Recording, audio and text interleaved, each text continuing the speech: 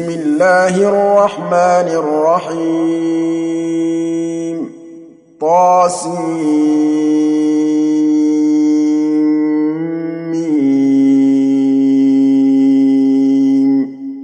تلك آيات الكتاب المبين نتلو عليك من نبأ موسى وفرعون بالحق لقوم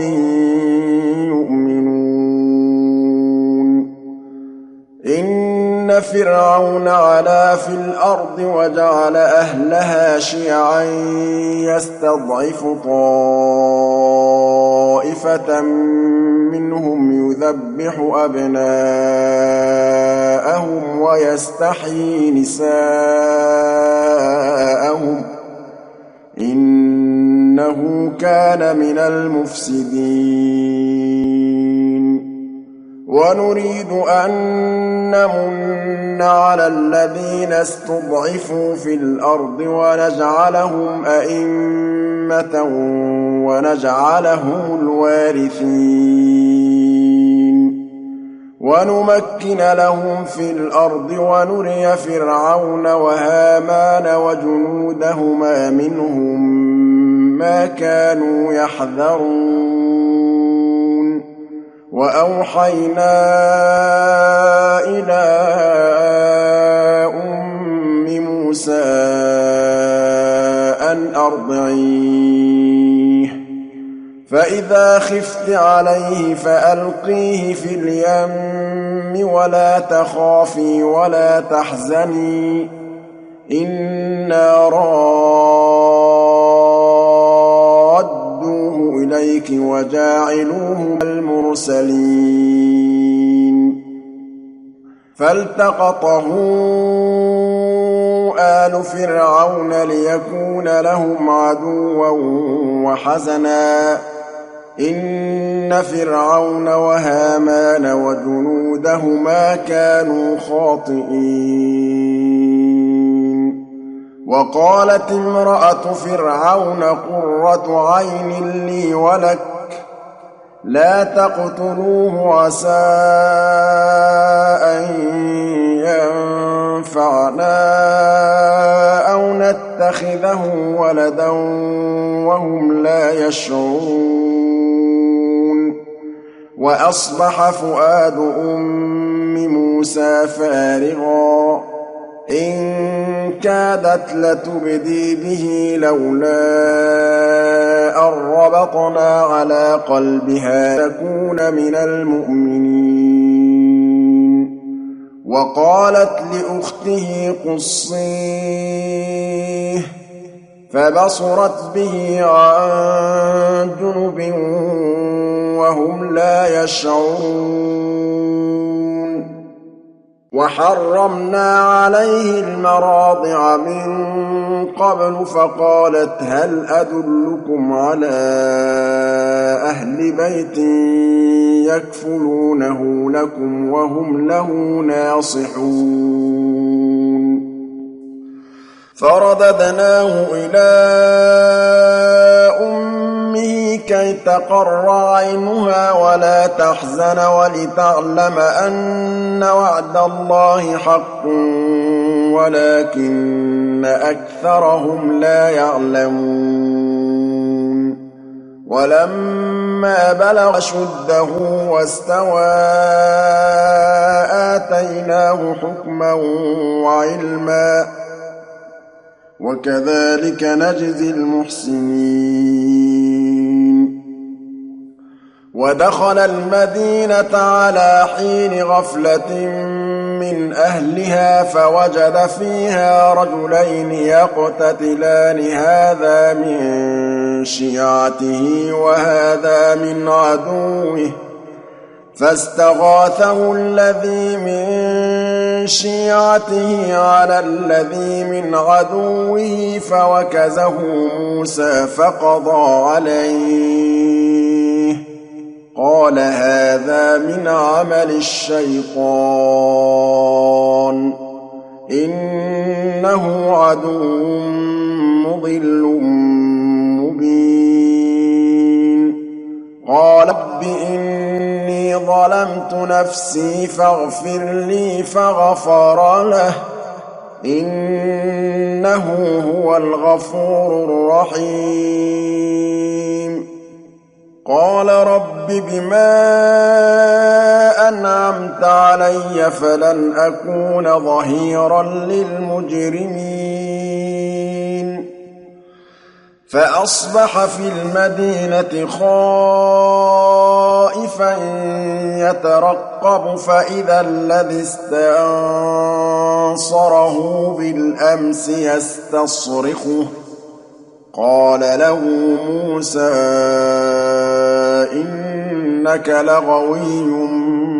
مبين فلما أن أراد أن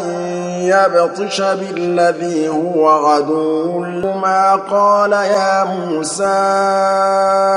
أتريد أن تقتلني كما قتلت نفسا بالأمس إن تريد إلا أن تكون جبارا في الأرض إن تريد إلا أن تكون جبارا في الأرض وما تريد أن تكون من المصلحين وجاء رجل من أقصى المدينة يسعى قال يا موسى إن الملأ يأتمرون بك ليقتلوك فاخرج إني لك من الناصحين فخرج منها خائفا يترقب قال رب نجني من القوم الظالمين ولما توجه تلقاء مدين قال عسى ربي أن يهديني سواء السبيل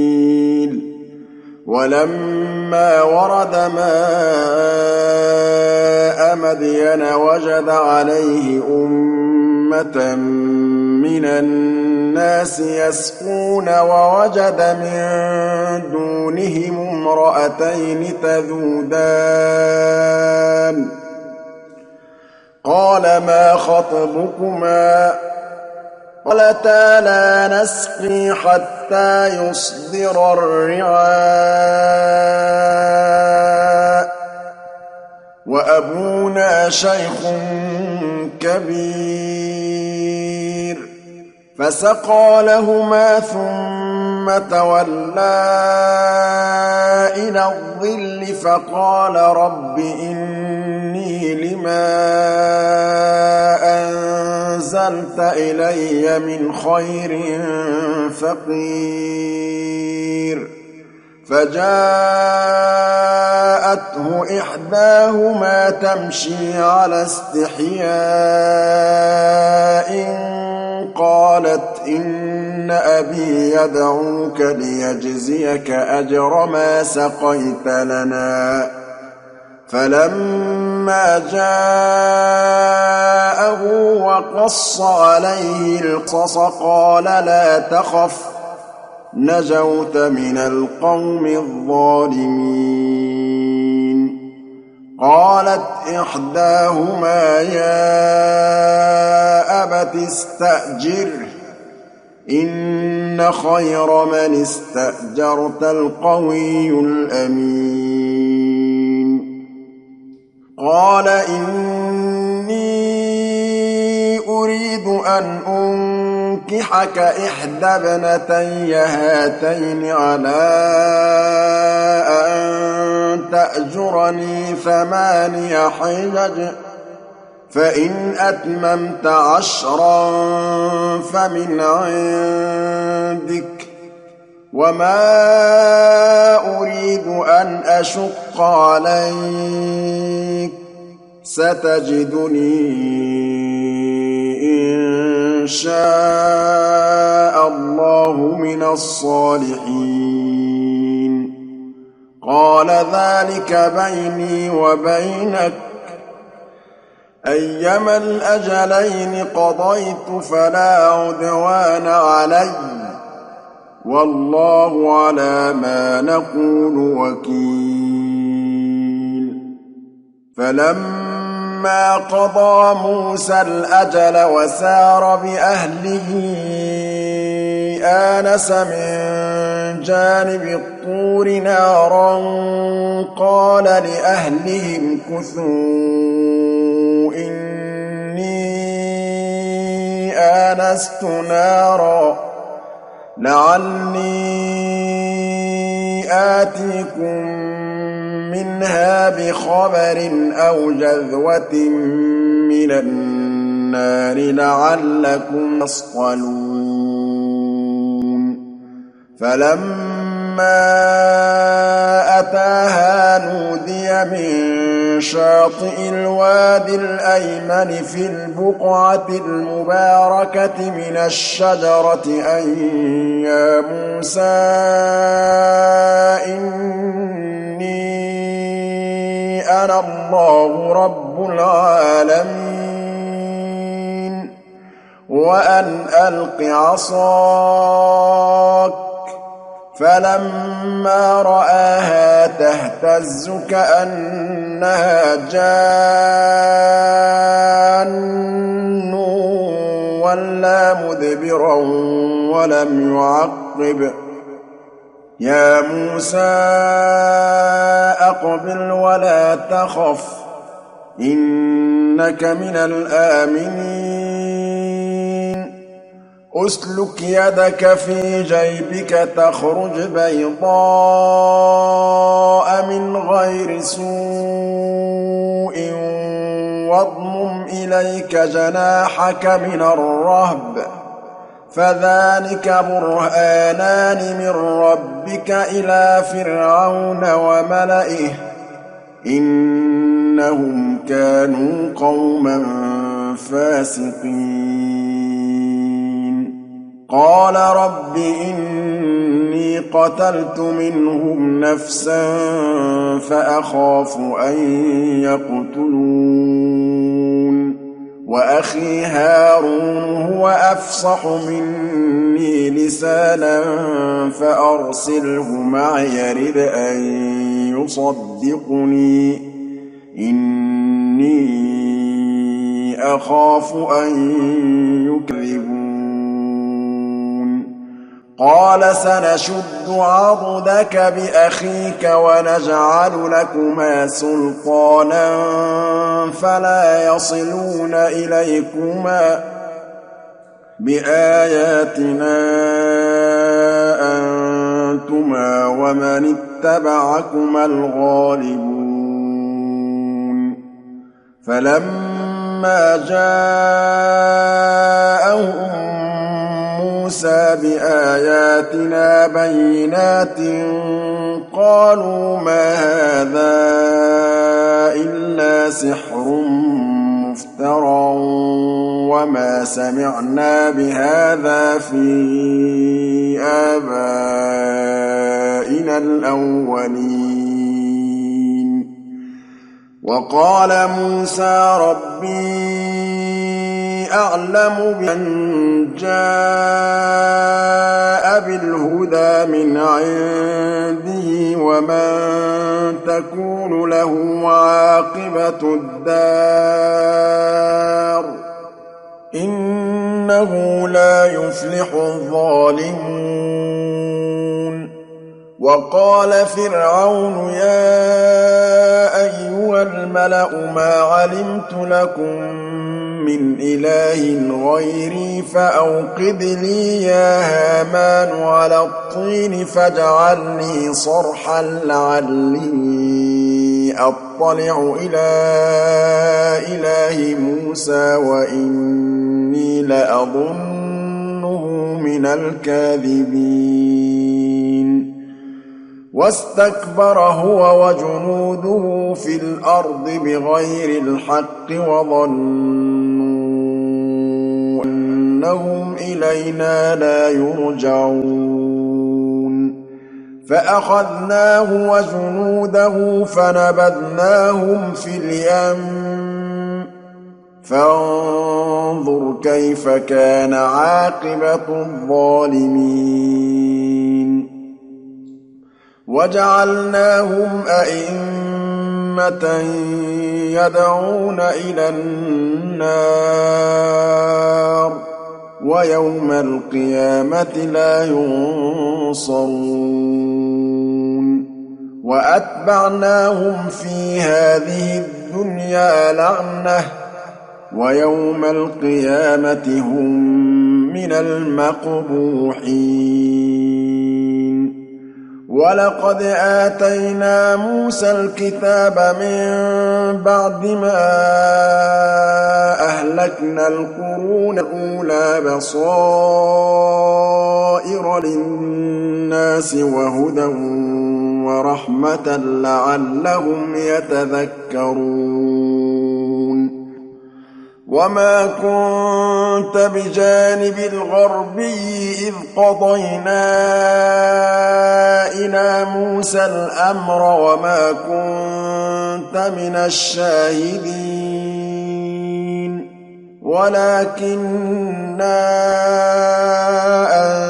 أنشأنا قرونا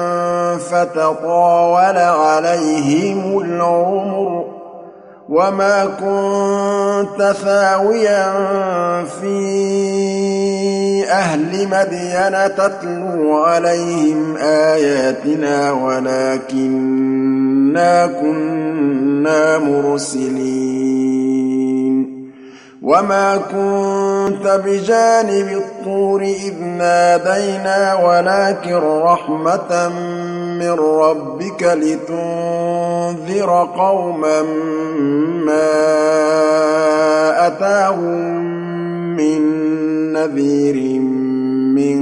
قبلك لعلهم يتذكرون ولولا أن تصيبهم مصيبة بما قدمت أيديهم فيقولوا ربنا لولا أرسلت إلينا رسولا فنتبع آياتك ونكون من المؤمنين فلما جاءهم الحق من عندنا قالوا لولا أوتي مثل ما أوتي موسى أولم يكفروا بما أوتي موسى من قبل قالوا سحران تظاهرا وقالوا إنا بكل كافرون قل فأتوا بكتاب من عند الله هو أهدى منهما أتبعه إن كنتم صادقين فإن لم يستجيبوا لك فاعلم أنما يتبعون أهواءهم ومن أضل ممن اتبع هواه بغير هدى من الله إن الله لا يهدي القوم الظالمين ولقد وصلنا لهم القول لعلهم يتذكرون الذين آتيناهم الكتاب من قبله هم به يؤمنون وإذا يتلى عليهم قالوا آمنا به إنه الحق من ربنا إنا كنا من قبله مسلمين أولئك يؤتون أجرهم مرتين بما صبروا ويدرؤون بالحسنة السيئة ومما رزقناهم ينفقون وإذا سمعوا اللغو أعرضوا عنه وقالوا لنا أعمالنا ولكم أعمالكم سلام عليكم لا نبتغي الجاهلين إنك لا تهدي من أحببت ولكن الله يهدي من يشاء وهو أعلم بالمهتدين وقالوا إن نتبع الهدى معك نتخطف من أرضنا أولم نمكن لهم حرما آمنا يجبى إليه ثمرات كل شيء رزقا من لدنا ولكن أكثرهم لا يعلمون وكم أهلكنا من قرية بطرت معيشتها فتلك مساكنهم لم تسكن من بعدهم إلا قليلا وكنا نحن الوارثين وما كان ربك مهلك القرى حتى يبعث في أمها رسولا يتلو عليهم آياتنا وما كنا مهلك القرى إلا وأهلها ظالمون وما أوتيتم من شيء فمتاع الحياة الدنيا وزينتها وما عند الله خير وأبقى أفلا تعقلون أفمن وعدناه وعدا حسنا فهو لاقيه كمن متعناه متاع الحياة الدنيا ثم هو يوم القيامة من المحضرين ويوم يناديهم فيقول أين شركائي الذين كنتم تزعمون قال الذين حق عليهم القول ربنا هؤلاء الذين أغويناهم كما غوينا تبرأنا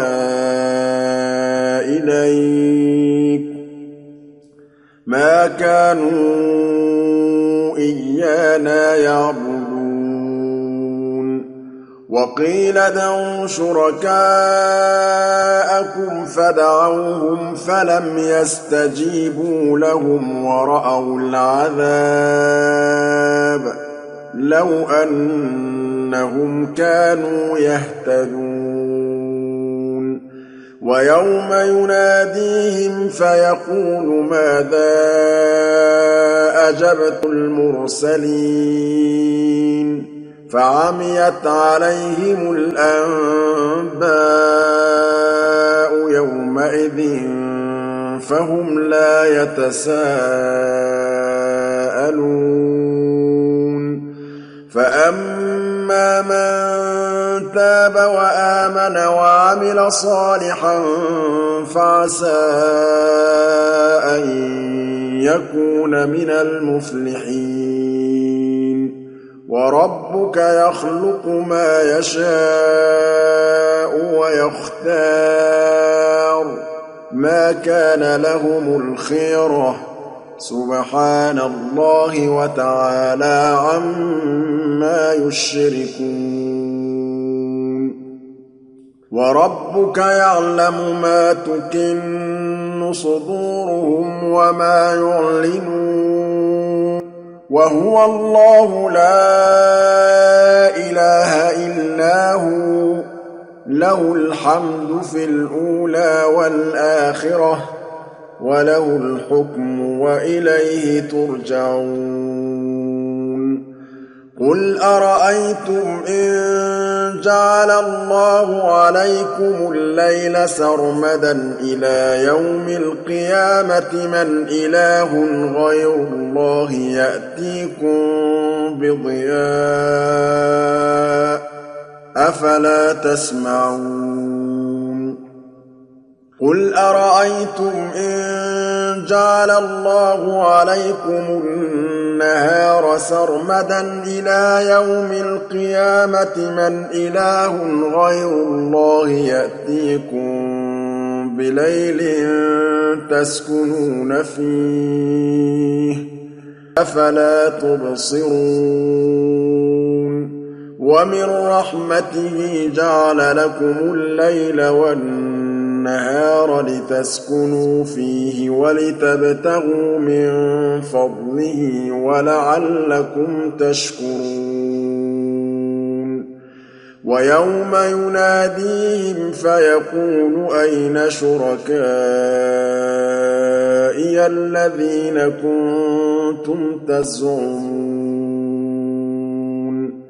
ونزعنا من كل أمة شهيدا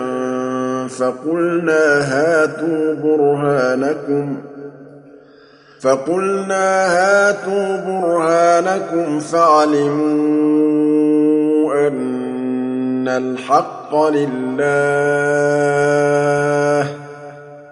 فعلموا أن الحق لله وضل عنهم ما كانوا يفترون إن قارون كان من قوم موسى فبغى عليهم وآتيناه من الكنوز ما إن مفاتحه لتنوء بالعصبة أولي القوة إذ قال له قومه لا تفرح إن الله لا يحب الفرحين وابتغ فيما آتاك الله الدار الآخرة ولا تنس نصيبك من الدنيا وأحسن كما أحسن الله إليك ولا تبغ الفساد في الأرض إن الله لا يحب المفسدين قال إنما أوتيته على علم عندي أولم يعلم أن الله قد أهلك من قبله من القرون من هو أشد منه قوة وأكثر جمعا ولا يسأل عن ذنوبهم المجرمون فخرج على قومه في زينته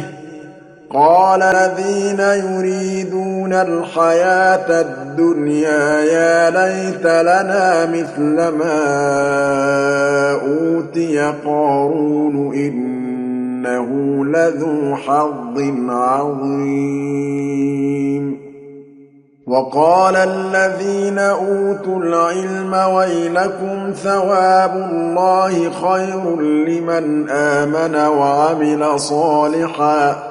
ولا يلقاها إلا الصابرون فخسفنا به وبداره الأرض فما كان له من فئة ينصرونه من دون الله وما كان من المنتصرين وأصبح الذين تمنوا ما نهوا بالأمس يقولون ويكأن الله يبسط الرزق لمن يشاء من عباده ويقدر لولا أمن الله علينا لخسف بنا ويكأنه لا يفلح الكافرون تلك الدار الآخرة نجعلها للذين لا يريدون علوا في الأرض ولا فسادا والعاقبة للمتقين من جاء بالحسنة فله خير منها ومن جاء بالسيئة فلا يجزى الذين عملوا السيئات إلا ما كانوا يعملون إن الذي فرض عليك القرآن لرادك إلى معاد قل ربي أعلم من جاء بالهدى ومن هو في ضلال مبين وما كنت ترجو أن يلقى إليك الكتاب إلا رحمة من ربك فلا تكونن ظهيرا للكافرين ولا يصدنك عن آيات الله بعد إذ أنزلت إليك وادع إلى ربك ولا تكونن من المشركين ولا تدع مع الله إلها آخر لا إله إلا هو كل شيء هالك إلا وجهه له الحكم وإليه ترجعون